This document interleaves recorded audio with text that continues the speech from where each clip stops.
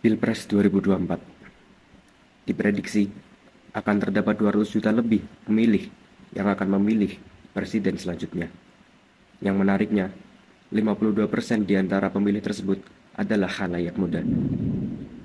Yang menjadi pertanyaannya sekarang adalah, akankah 52% tersebut akan memilih sesuai aspirasi mereka tanpa ditunggangi, tanpa adanya kecurangan-kecurangan politik di antaranya?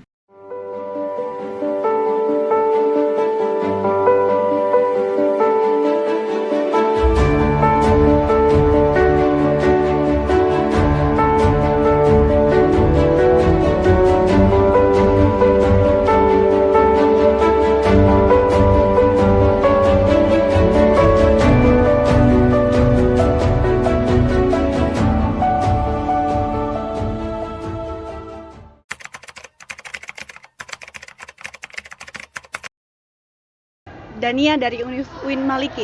Win. Aku Intan Sari dari Fakultas FMIPA ini.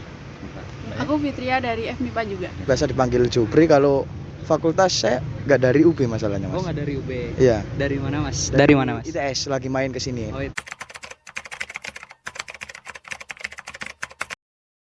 Nggak terlalu peduli sih. nggak terlalu peduli. Nggak terlalu peduli.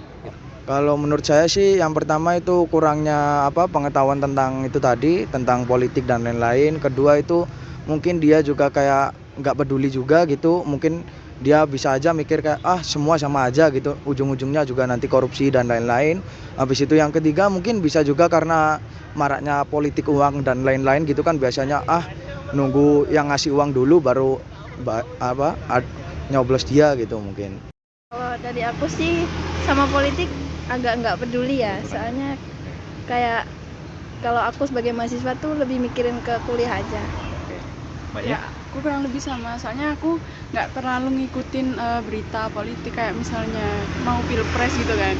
Itu aku nggak tahu ngikutin, nggak terlalu ngikutin. Terus ya sama, fokus sama kuliah aja. Soalnya udah mau semester tua, jadi fokus ke tugas-tugas gitu.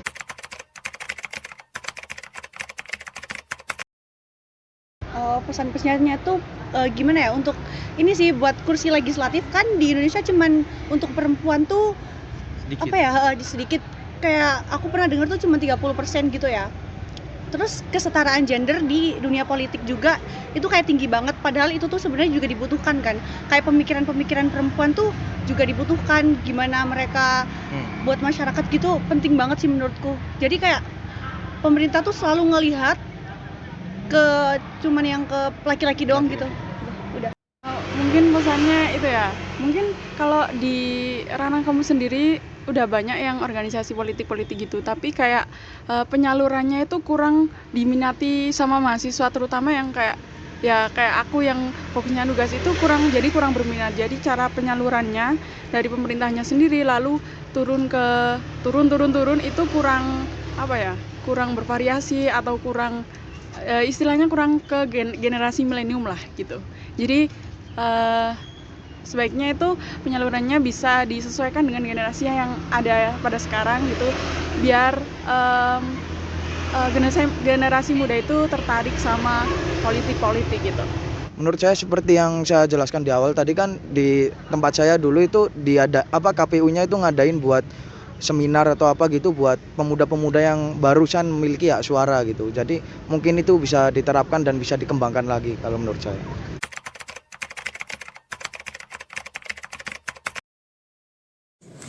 Kalau saya sendiri, saya cukup peduli walaupun tidak terlalu. Kalau diri saya sendiri, saya termasuk orang yang mungkin bisa dibilang kurang peduli. Kalau saya sendiri tentang politik di Indonesia sebenarnya ingin mencoba untuk peduli. Saya merasa kurang peduli. Jadi kalau dari saya sendiri, karena saya adalah orang yang cukup acuh, masa bodoh atau lebih tepatnya apatis terhadap politik negara.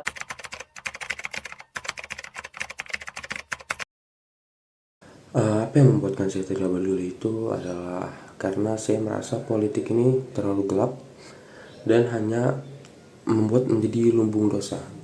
Jadi apapun yang diterapkan politik ini jarang sekali yang menguntungkan masyarakat, sering sekali hanya menguntungkan pribadi. Saya, dampak yang diberikan itu sangatlah minim dan kurang signifikan untuk membuat kami tertarik akan keadaan di dunia politik.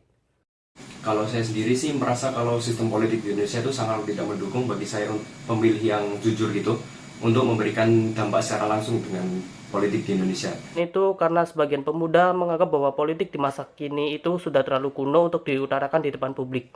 Mereka justru lebih up to date terhadap perkembangan budaya sosial di masa kini ketimbang harus lebih memahami politik.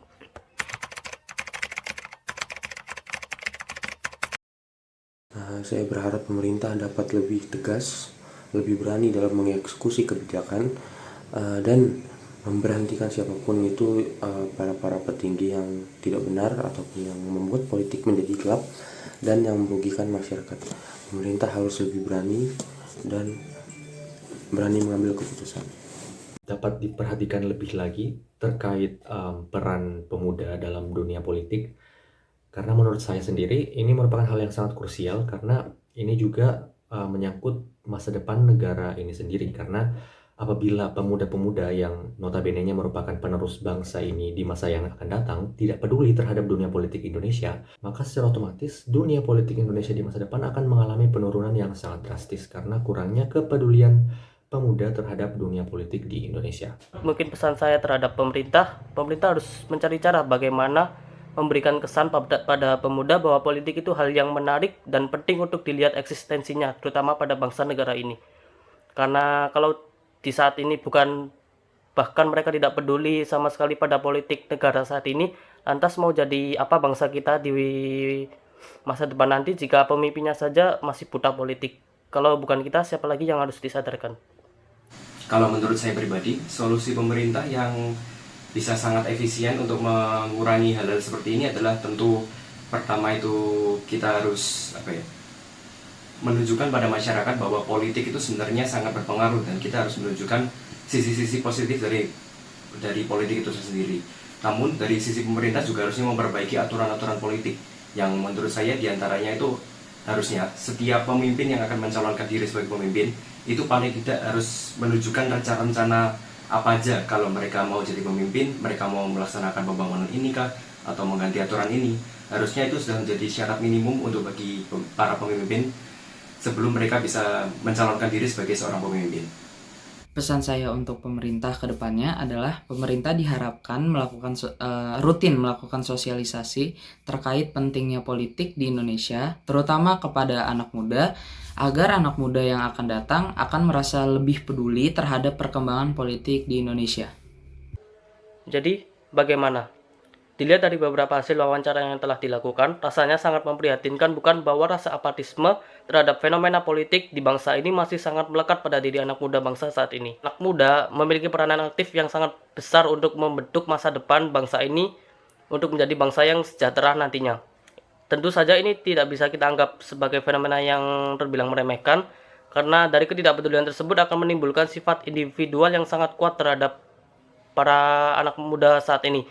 Terciptanya sifat tersebut tentunya akan semakin memutus kekuatan antar anak muda bangsa saat ini. Kita harusnya dapat lebih memahami mengapa perubahan diperlukan pada kita sebagai penerus generasi bangsa saat ini. Dimulai dari hal atau langkah kecil dasarnya seperti lebih memahami dan lebih mengetahui eksistensi politik bangsa saat ini. Mari bersama-sama kita saling merangkul satu sama lain, kita satukan pandangan kita, hilangkan rasa apatisme dalam diri dan berperan aktif dalam masyarakat demi Indonesia yang lebih sejahtera di masa yang akan datang.